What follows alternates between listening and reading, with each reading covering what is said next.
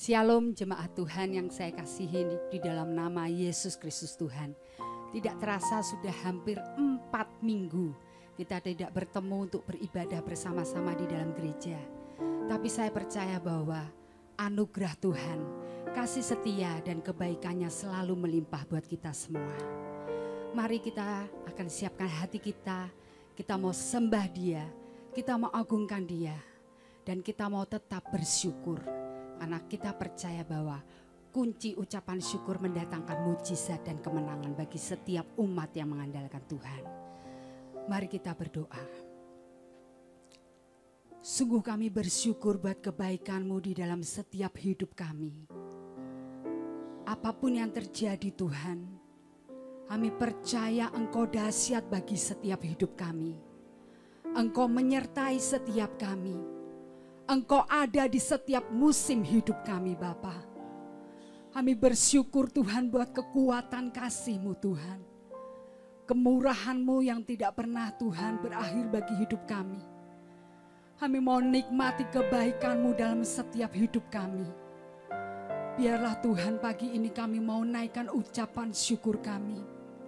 Kami mau menyembah Engkau. Kami mau meninggikan Engkau.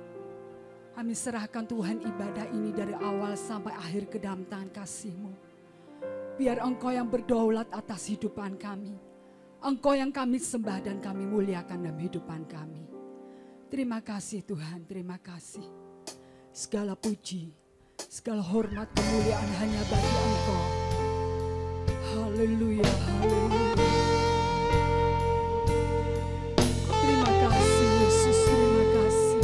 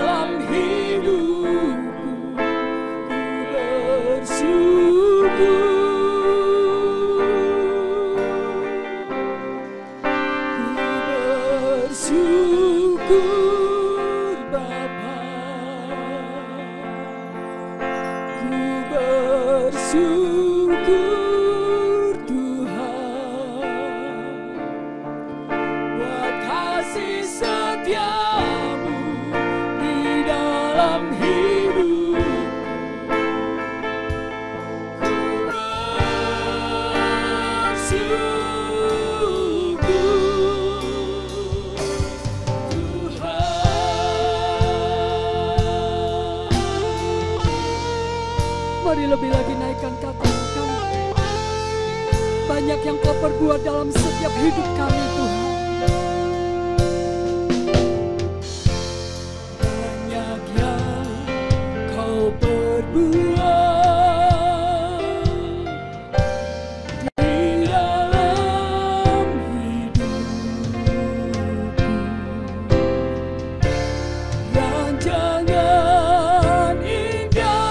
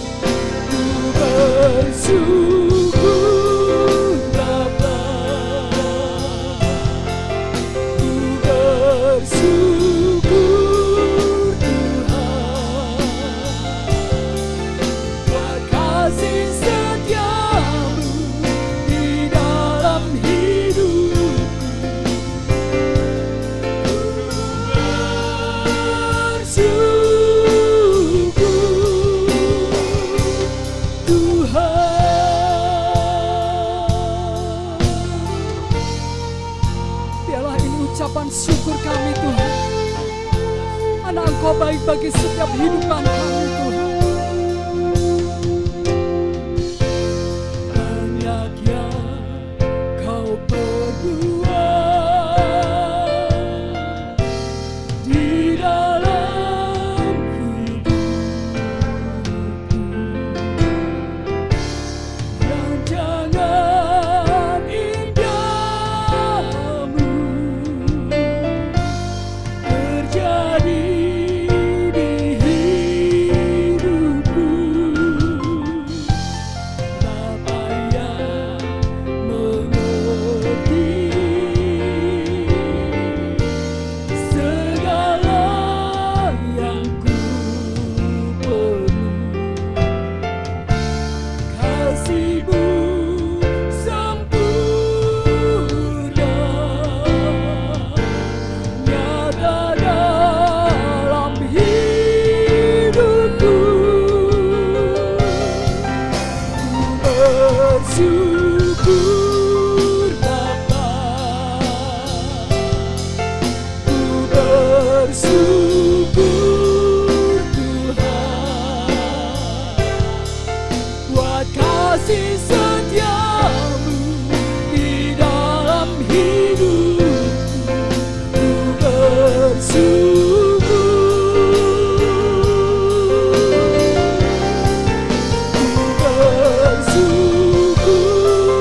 Bapa, ku bersyukur Tuhan buat kasih setia-Mu di dalam hidupku.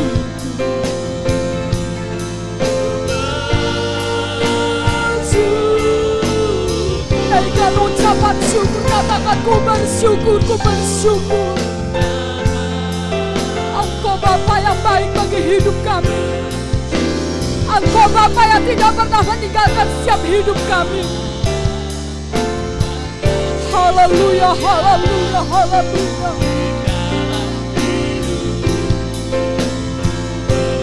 Lebih lagi naikkan ucapan syukur-Mu.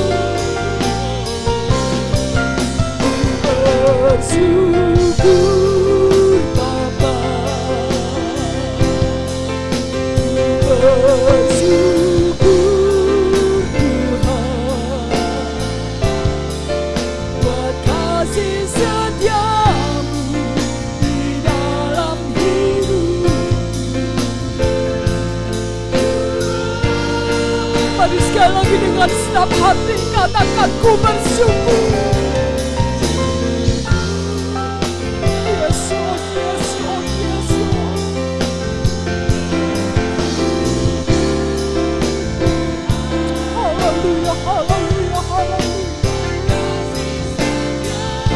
Kasih setia yang tak pernah berakhir bagi setiap hidup kami.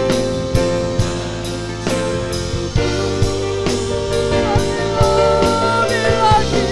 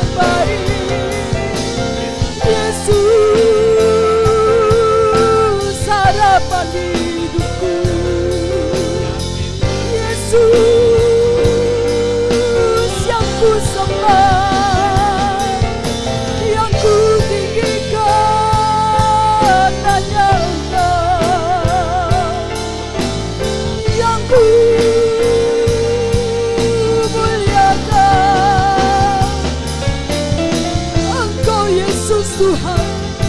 Engkau Yesus yang kami sembah. Engkau Allah yang hidup. Engkau Allah yang berkuasa. Syukur buat segala kemurahan kebaikan-Mu. Tak ada lembah yang tak dapat kami lewati tanpa hadir-Mu Bapa. Karena kami percaya, kami beriman, kami punya Allah yang hidup dalam hidup kami. Haleluya. Ada lembah gelap yang tak kulewati tanpa hadir-Mu. Hatiku takkan gentar, sebab ku tahu tangan-Mu yang menolong. Mari dengan segenap hati katakan, tak ada lembah gelap tanpa kehadiran Tuhan di situ. Sebab Dia Allah yang setia bagi hidup kita.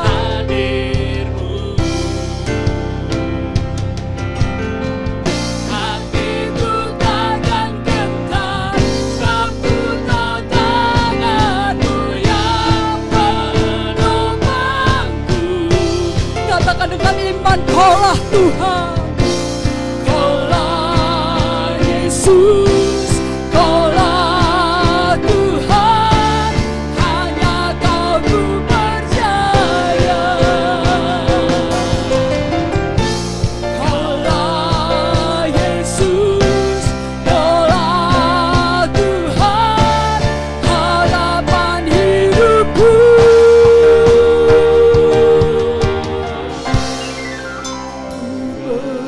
Bersyukur Bapa, ku bersyukur Tuhan, buat kasih setia-Mu di dalam hidupku. Ku bersyukur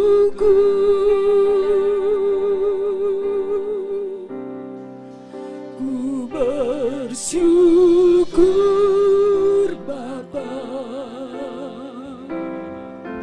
ku bersyukur Tuhan,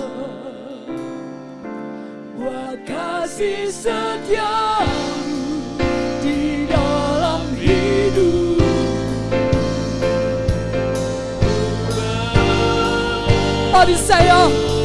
Mari sama-sama katakan, ku bersyukur, ku bersyukur. Yes Lord Jesus.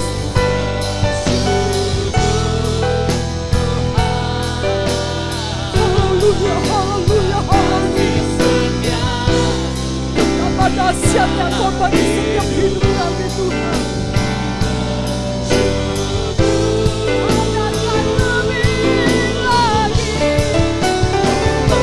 Bersyukur Bapa,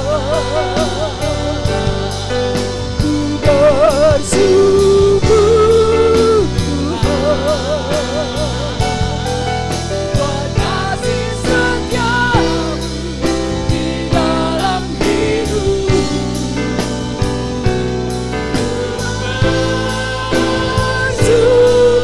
Ku bersyukur, ku bersyukur.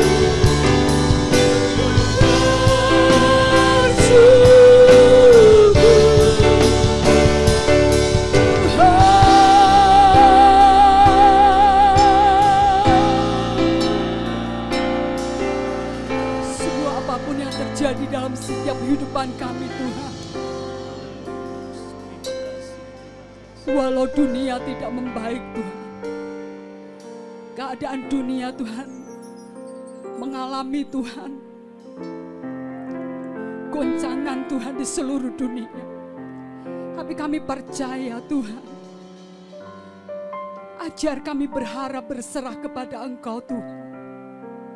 Karena Engkau Bapa yang ajaib dalam kehidupan kami. Engkau Bapa yang memberikan kemenangan. di setiap langkah kehidupan kami.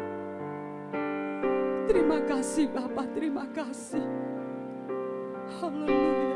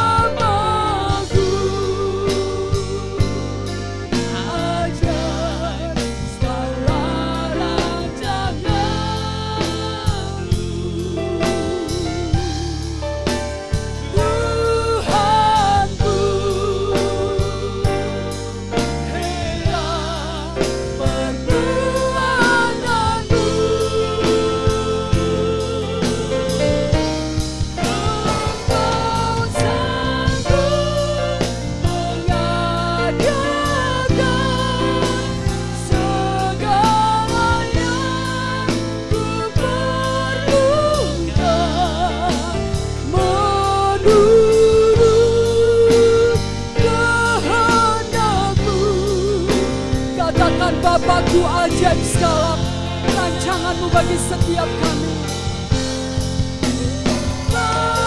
Bapakku ajaib segala rancangan-Mu,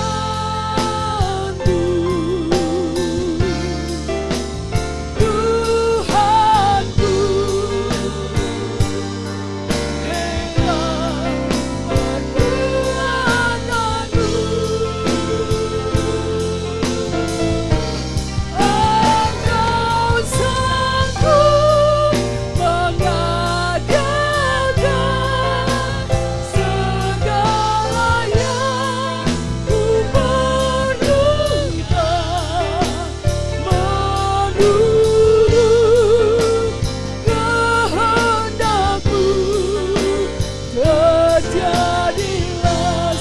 Bapakku ajaib segala rancangan-Mu. Saya mengundang Bapak Pendeta Frankie Wijaya. Ajaib segala rancangan-Mu,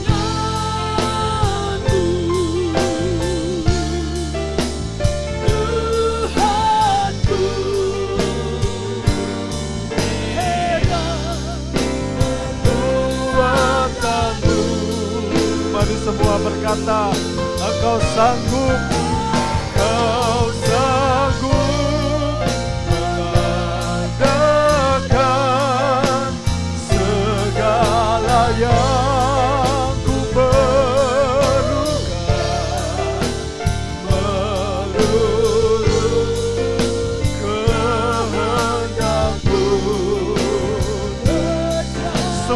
mengangkat tangan di hadapan Tuhan dan katakan Engkau sanggup Tuhan. Sanggup mengadakan segala yang ku perlukan menurut kehendak-Mu. Terjadilah menurut kehendak-Mu.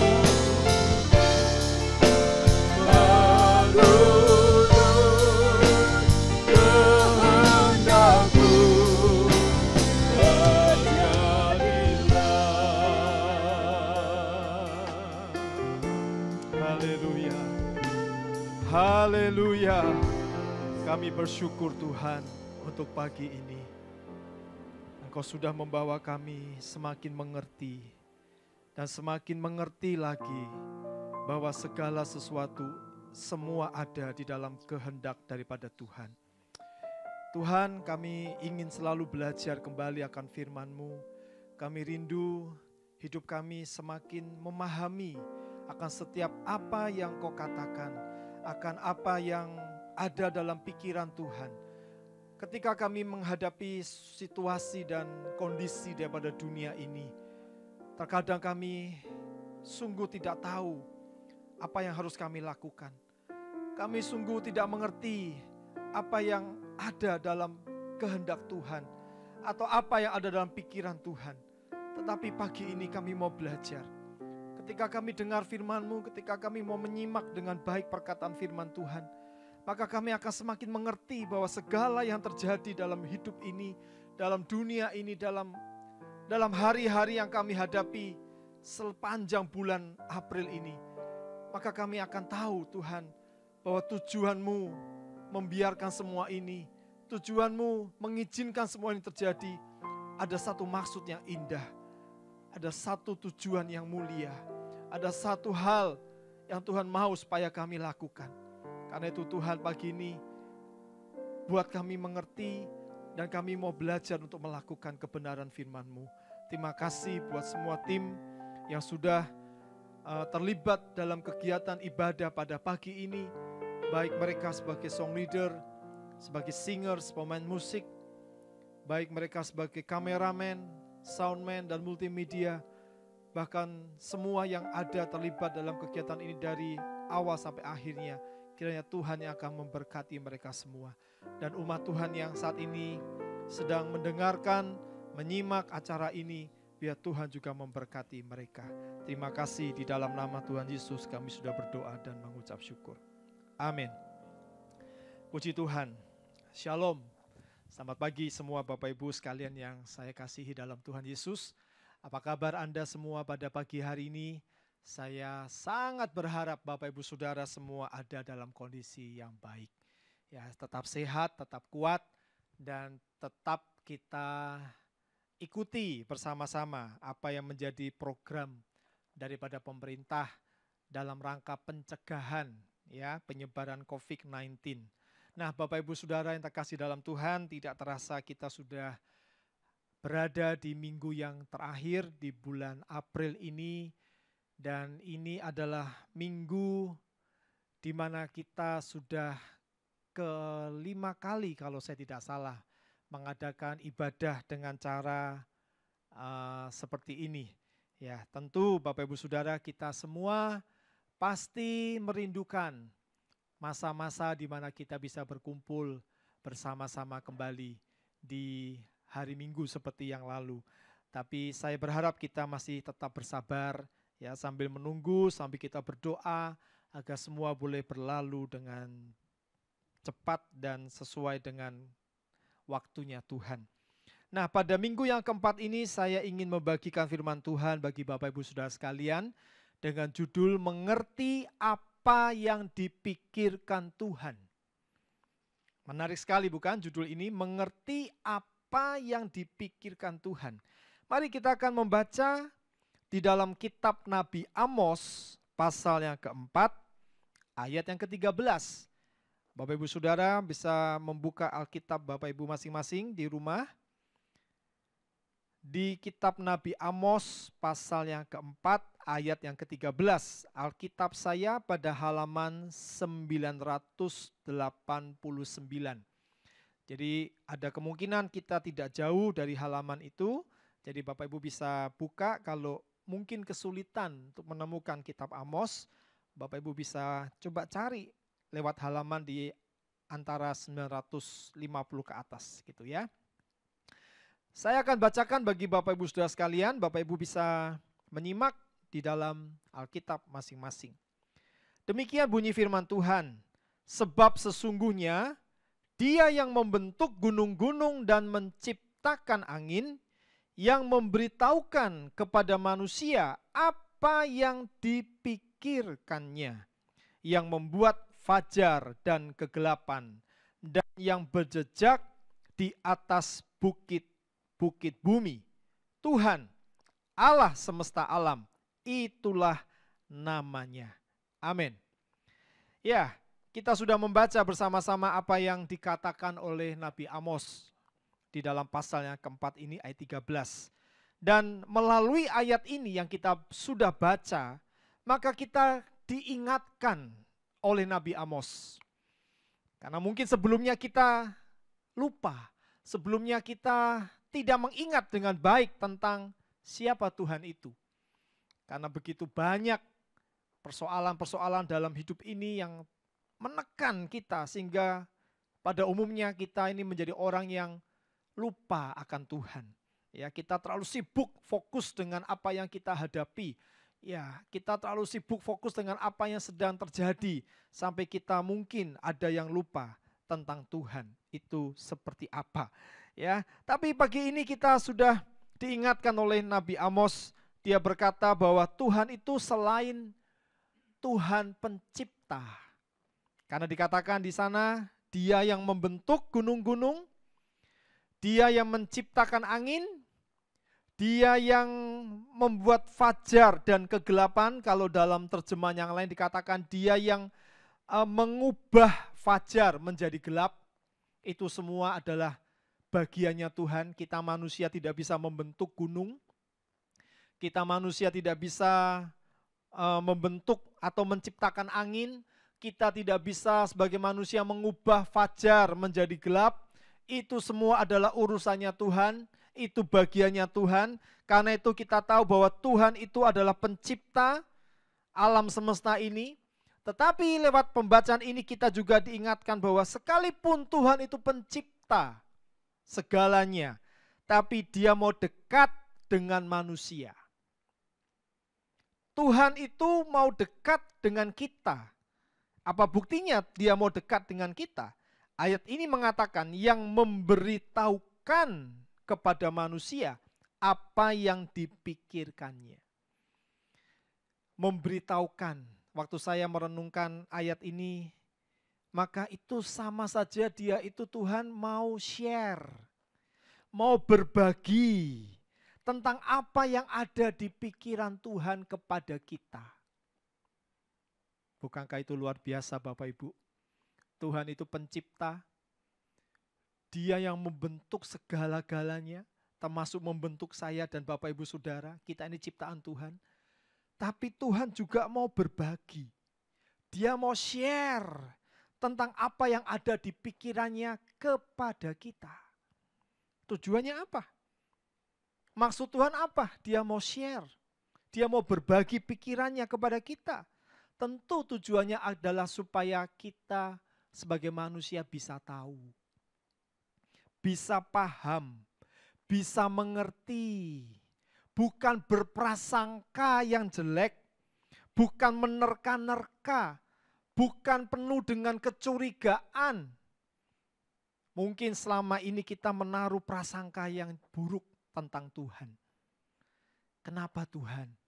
Kok Tuhan izinkan kami mengalami begini? Itu sebuah prasangka, saudara. Itu seperti hanya kita sedang menaruh curiga kepada Tuhan. Apakah Tuhan itu baik toh? Kalau Tuhan baik, kenapa kok diizinkan kami mengalami seperti ini? Itu sudah masuk dalam kategori saudara berprasangka yang tidak kepada Tuhan. Nah, Tuhan tidak ingin kita memiliki prasangka seperti itu. Makanya Tuhan ingin berbagi. Apa yang ada dalam pikiran Tuhan, dia mau sharingkan kepada saya. Dia mau sharingkan kepada Anda. Dia mau bagikan itu kepada kita semua. Nah Bapak Ibu Saudara, pada umumnya kepada siapa? Biasanya seseorang itu mau berbagi tentang apa yang ada dalam pikirannya. Coba Bapak Ibu renungkan. Pada umumnya kepada siapa? Seseorang itu dia mau berbagi tentang apa yang ada dalam pikirannya. Apakah kepada orang yang baru dia kenal?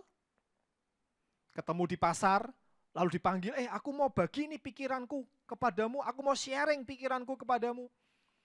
Tentu tidak Bapak Ibu Saudara. Bukan kepada orang yang baru kita kenal atau baru kita kenal, maka kita akan membagi pikiran kita kepada orang itu. Tapi kalau begitu kepada siapa? Biasanya orang itu berbagi pikirannya tentu kepada mereka yang dianggap spesial.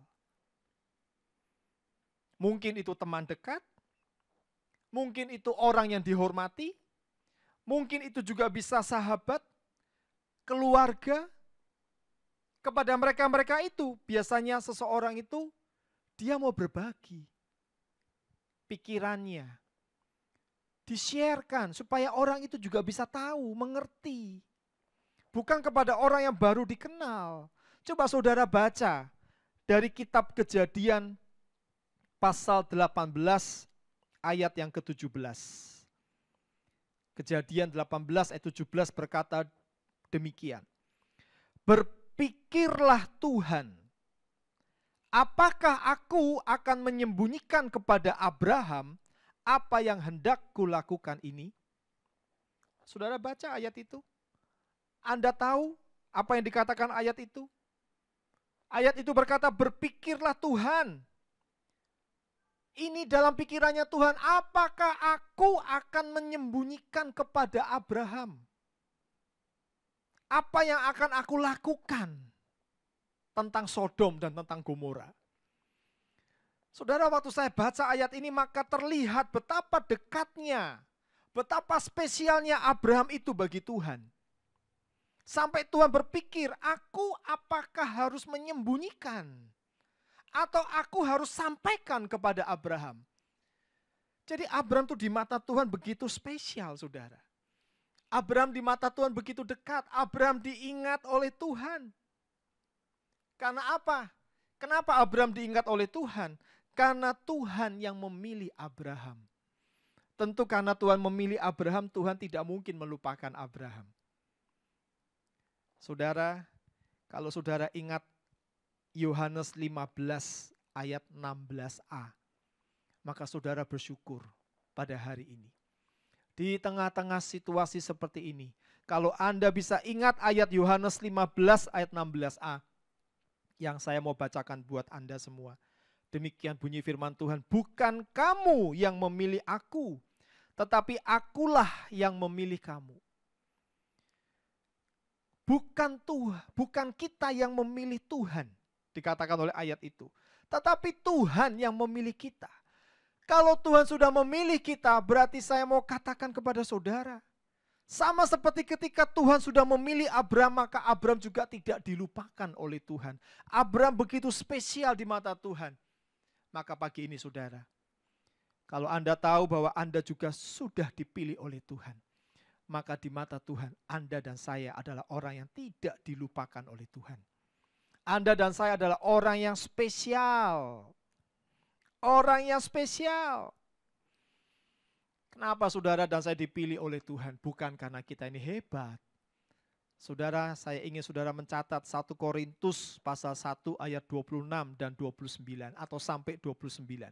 1 Korintus pasal 1 ayat 26 sampai 29, jelas ayat-ayat itu berkata kita ini dipilih, dipanggil oleh Tuhan bukan karena kita ini hebat. Tapi kita ini benar-benar orang yang tidak masuk dalam klasifikasi dunia. Dunia tidak pernah memandang kita, dunia tidak pernah melihat kita, tapi yang tidak dipandang, yang tidak dilihat oleh dunia, Tuhan pandang, Tuhan lihat. Karena itu Tuhan memilih kita. Jadi kalau kita ini sudah dipilih oleh Tuhan, maka saya mau berkata jangan sia-siakan anugerah Tuhan ini. Kalau saya dan saudara sudah menjadi orang yang spesial di mata Tuhan, jangan sia-siakan anugerah Tuhan ini. Tujuan daripada firman Tuhan pagi ini bicara tentang menjadi dekat dengan Tuhan dan mengerti pikirannya. Tujuannya adalah supaya kita menjadi dekat dengan Tuhan dan mengerti pikiran Tuhan. Mari kita akan lihat yang pertama, menjadi dekat dengan Tuhan. Dekat dengan Tuhan itu berbicara tentang hubungan, saudara. Bicara tentang interaksi. Dekat dengan Tuhan. Itu bicara tentang interaksi. Nah, hubungan atau interaksi dengan Tuhan itu berbeda pendekatannya. Sekali lagi ya, saudara. Kalau yang pertama ini kita belajar menjadi dekat dengan Tuhan, berarti itu bicara tentang interaksi. Tentang sebuah hubungan. Dan kita harus ingat, jangan lupa, kalau bicara tentang interaksi dengan Tuhan, hubungan dengan Tuhan, itu berbeda pendekatannya. Kalau saudara dengan saya, kita ini sama-sama manusia. Bagaimana kita bisa berinteraksi? Sebelum adanya wabah ini, saudara, maka kita berinteraksi dengan cara kita hadir. Ada sebuah interaksi pendekatan fisik. Saudara bisa menghampiri saya menghampiri saudara. Itu artinya kita sedang mengadakan sebuah interaksi, ada pendekatan fisik. Ya. Tapi juga bisa seperti ini, saudara. Karena adanya wabah yang belum bisa kita lihat sampai kapan akan berakhir. Maka dengan pendekatan teknologi juga kita bisa lakukan itu. Saya berinteraksi dengan Anda lewat teknologi ini. Ya, Anda bisa menyimak apa yang saya sampaikan pagi ini. Itu tetap masih ada sebuah hubungan walaupun dibatasi dengan teknologi. Memang semakin majunya teknologi maka semakin tidak ada batasan manusia itu bisa berhubungan. Tapi tetap ada sebuah batasan, karena apa? Ya karena teknologi itu sendiri. Nah saudara, kalau kita bicara tentang hubungan manusia dengan manusia itu bisa dengan cara-cara begitu. Tapi kalau hubungan manusia dengan Tuhan, tidak bisa melalui seperti apa yang tadi saya katakan kepada Anda. Tidak bisa kita lewat teknologi. Tidak bisa kita kemudian melalui pendekatan fisik. Ingat, Tuhan itu roh. Tapi kita masih bentuknya masih dalam daging. Kita masih memiliki tubuh jasmani. Jadi kalau kita mau dekat dengan Tuhan, berinteraksi dengan Tuhan, maka kita harus melalui pendekatan yang Tuhan miliki juga. Atau apa yang memang Tuhan mau, yaitu pendekatan secara roh. Nah persoalannya begini saudara, bukankah semua manusia itu sudah jatuh dalam dosa? Roma pasal 3 ayat 23 berkata, semua manusia sudah jatuh dalam dosa, sudah kehilangan kemuliaan Allah. Kalau manusia itu sudah jatuh dalam dosa, bagaimana mungkin manusia bisa berinteraksi dengan Tuhan yang adalah roh? Bagaimana mungkin kalau manusia semua sudah berdosa, manusia bisa berinteraksi dengan Tuhan yang adalah roh? Maka jawabannya adalah apa saudara? Tentu tidak bisa. Dosa itu telah membuat roh manusia mati. Mati itu dalam pengertian putus, padam, terhalang. Akibatnya manusia itu berusaha untuk mencari Allah, untuk dekat dengan Tuhan. Melalui apa saudara? Usaha manusia itu melalui agama. Ya, mereka beragama, tujuannya apa? Supaya bisa dekat dengan Tuhan. Tapi saya mau berkata agama itu tidak pernah bisa menyelamatkan manusia. Artinya manusia tidak akan pernah bisa membuat rohnya kembali hidup karena agama. Atau karena usahanya mencari Tuhan. Dekat dengan Tuhan selama dosa itu belum dibereskan. Tidak akan pernah bisa. Tapi kita bersyukur saudara, di bulan April ini kita memperingati hari kematian Tuhan Yesus. Karena Tuhan Yesus sudah mati menebus dosa kita, maka itu artinya kehidupan kita yang telah percaya kepada Yesus. Ingat ya, Yesus itu mati buat semua manusia. Semua manusia Yesus mau mati. Yesus sudah menebus dosa semua manusia. Tetapi tidak semua manusia rohnya dihidupkan oleh Tuhan.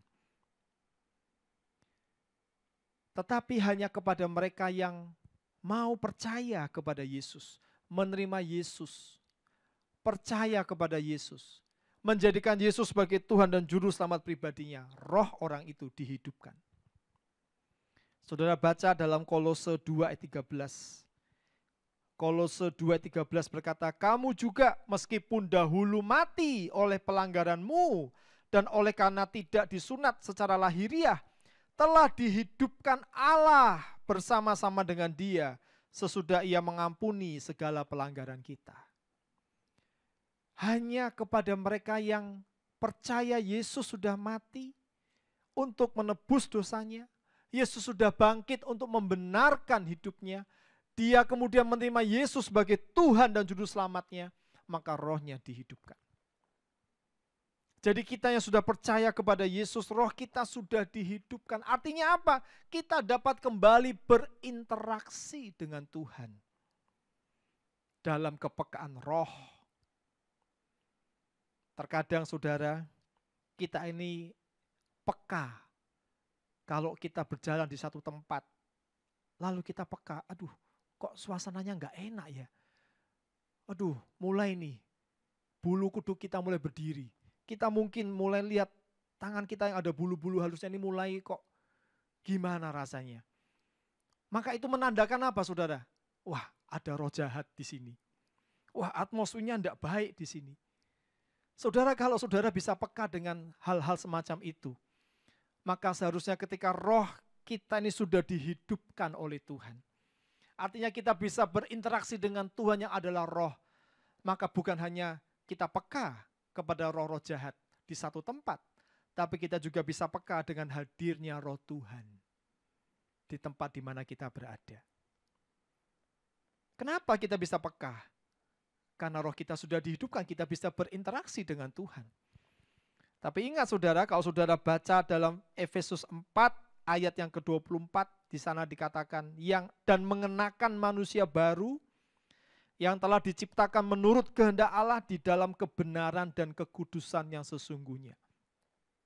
Ingat kalau kita sudah jadi orang yang dihidupkan roh kita, maka bagian kita adalah kita harus hidup benar dan hidup di dalam kekudusan.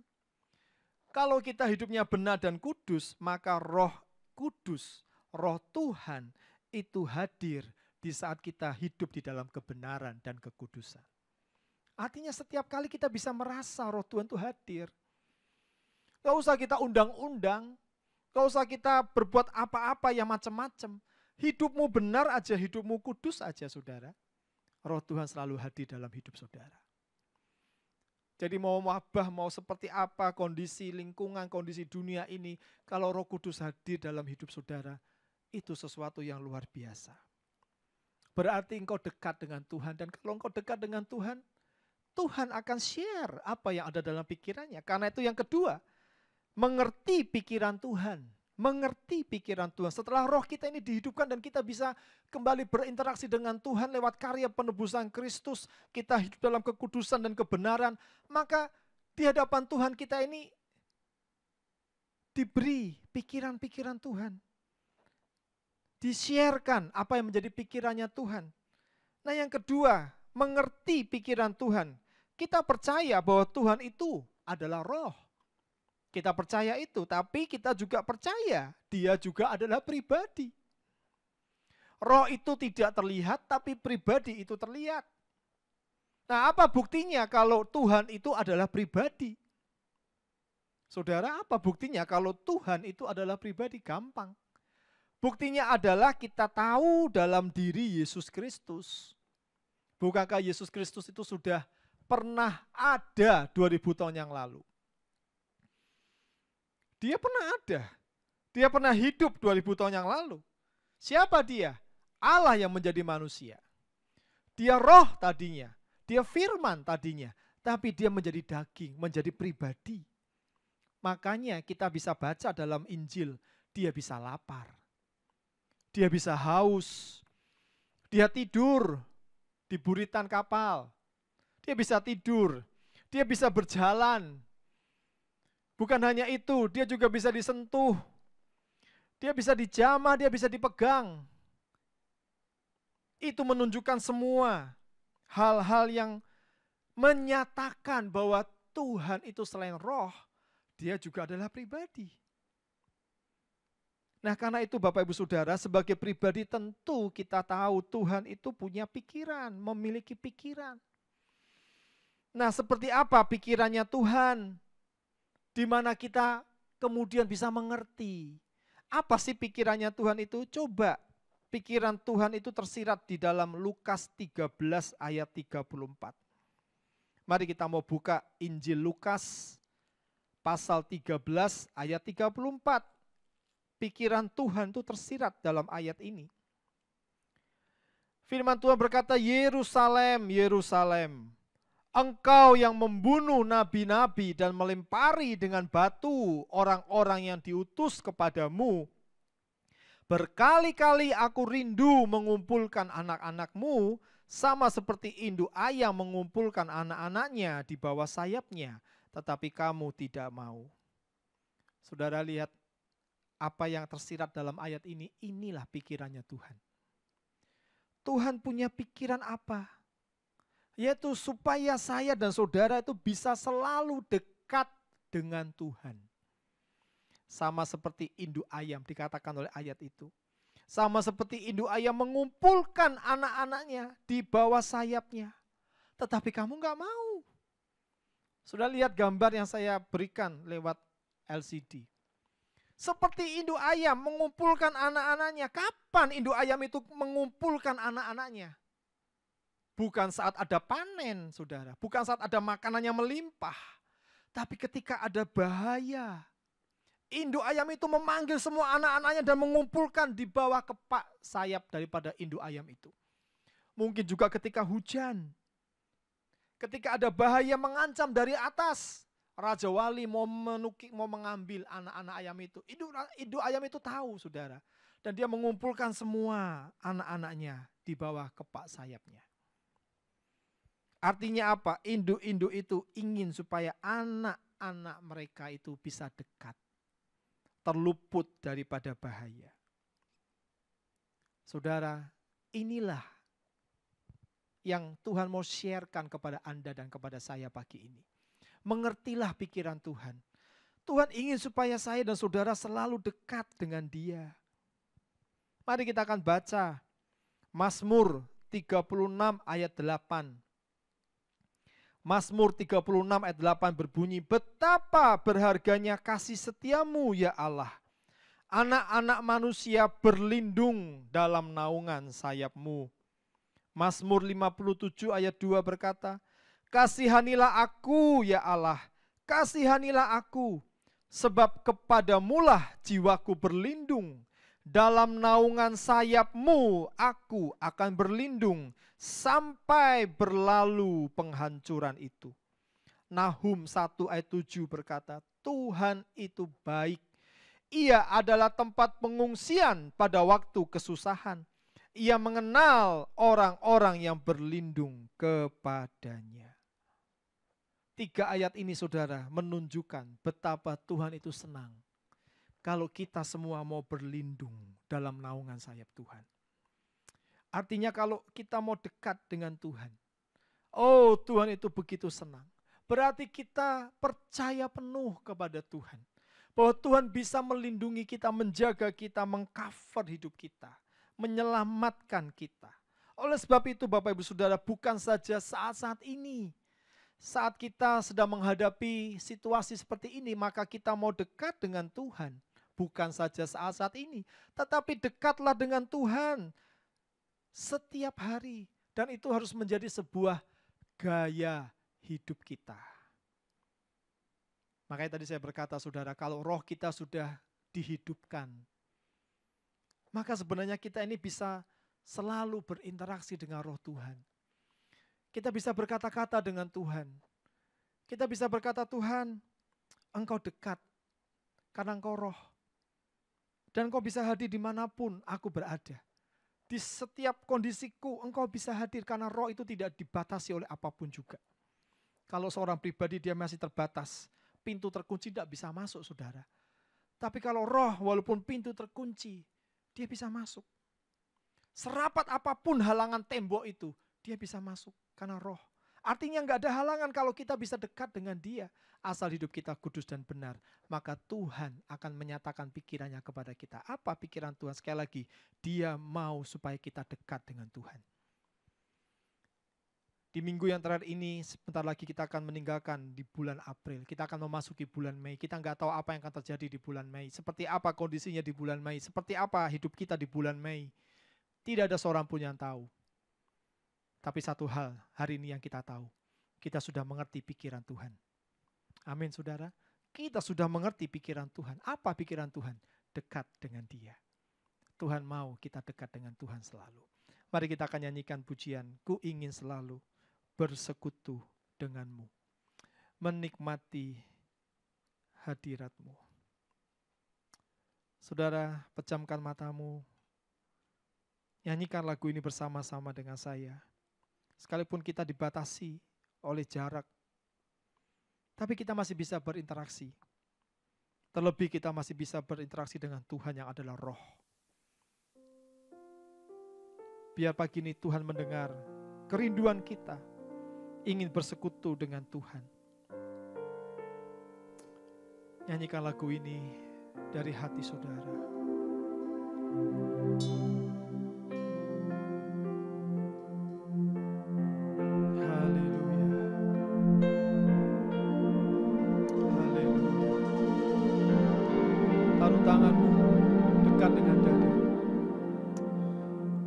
Biar kau merasakan Tuhan itu berbicara dalam hatimu dan Dia berkata, ini pikiranmu yang aku sharekan kepadamu. Aku ingin kau dekat dengan aku. Aku ingin kau dekat dengan aku. Saudara, di saat kita dekat dengan Tuhan, Dia menjaga, melindungi, menolong kita. Haleluya. Nyanyikan lagu ini. Ku ingin selalu bersekutu denganmu, menikmati hadirat-Mu, biarkan Roh-Mu tinggal dalam hidupku. Sungguh indah bersamamu, ku ingin selalu bersekutu denganmu, menikmati hadirat-Mu, biarkan Roh-Mu tinggal dalam hidupku. Sungguh indah bersamamu selamanya. Biar musik melantunkan lagu ini. Apakah sekarang kita sudah tahu, kita sudah paham apa yang ada dalam pikiran Tuhan? Di saat Tuhan mengizinkan semua ini terjadi, Tuhan ingin kita tidak berprasangka yang buruk kepada Dia. Kita tidak menaruh curiga kepada Dia, tetapi kita mengerti Tuhan punya maksud supaya kita dekat dengan Tuhan. Semakin dekat lagi dengan Tuhan, semakin dekat lagi dengan Tuhan, maka Dia akan menunjukkan kuasa-Nya. Dia akan menunjukkan perbuatannya yang dahsyat atas hidup kita.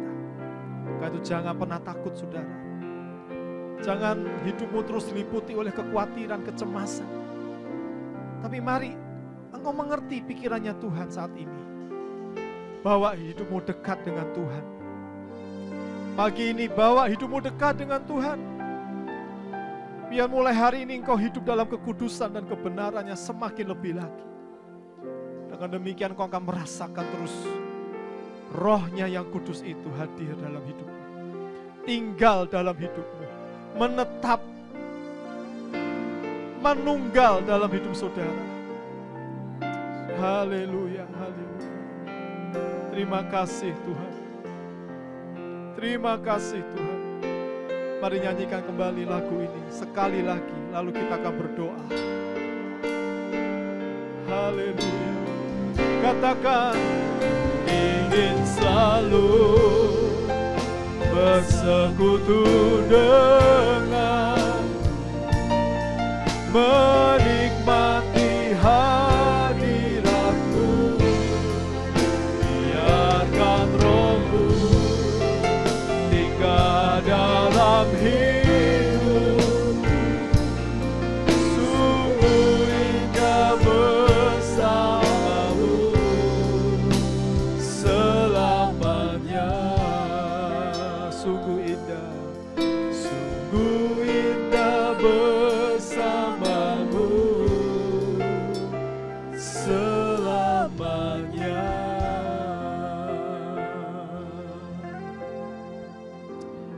Kami berterima kasih Tuhan untuk kebenaran firman-Mu pagi ini. Ampuni kami kalau kami selama ini berprasangka yang buruk. Kami menaruh curiga. Kami tidak tahu apa maksud daripada semuanya ini. Tetapi setelah Engkau membagikan apa yang ada dalam pikiran-Mu pada pagi ini, kami mengerti sekarang, kami paham bahwa kalau Tuhan mengizinkan semua ini terjadi, Engkau mau supaya kami dekat dengan Tuhan. Bukan saja di saat-saat seperti ini Tuhan, tetapi di setiap waktu menjadi gaya hidup kami, agar kami selalu dekat dengan Tuhan. Berkati umat-Mu dimanapun mereka berada. Saat ini ya Tuhan kami mendoakan untuk mereka yang berulang tahun selama bulan April ini. Kiranya dimanapun mereka berada, tangan Tuhan memberkati mereka. Memberikan kepada mereka kesehatan dan kekuatan. Memberikan kepada mereka berkat-berkat yang indah dalam hidup mereka. Biarlah di tahun yang Tuhan berikan, usia yang Engkau tambahkan dalam hidup mereka pada tahun ini, menjadi usia yang akan selalu membawa mereka untuk intim dengan Tuhan. Untuk semakin dewasa dalam kehidupan rohani mereka. Terima kasih Tuhan, berkati mereka semua. Terima kasih, terima kasih. Dan sekarang Bapak Ibu Saudara yang terkasih dalam Tuhan, mari semua kita mengangkat tangan kita. Terimalah berkat dari Bapa kita yang ada di sorga, kasih sayang dari Tuhan kita Yesus Kristus, dan persekutuan dengan Roh Kudus. Tuhan memberkati engkau dan melindungi engkau. Tuhan menyinari engkau dengan wajah-Nya dan memberikan kepada engkau kasih karunia. Tuhan menghadapkan wajah-Nya kepadamu dan memberikan kepada engkau damai sejahtera. Diberkatilah engkau selalu dalam apa yang kau lakukan selama 1 minggu ke depan ini. Tangan Tuhan tetap menolong menyertai engkau, dan biar engkau tetap setia mengasihi Tuhan, tetap setia memegang kebenaran firman Tuhan, tetap setia hidup dalam kekudusan dan kebenaran. Maka Roh Kristus itu, roh daripada Tuhan itu akan selalu kau rasakan ada bersama dengan engkau. Terima kasih Tuhan Yesus buat berkat-Mu, buat ibadah pada pagi hari ini. Dan Kau memberkati kami semua. Di dalam nama Tuhan Yesus Kristus. Semua kita yang sudah terima berkat Tuhan berkata, amin. Selamat pagi, Tuhan memberkati kita semua. Shalom.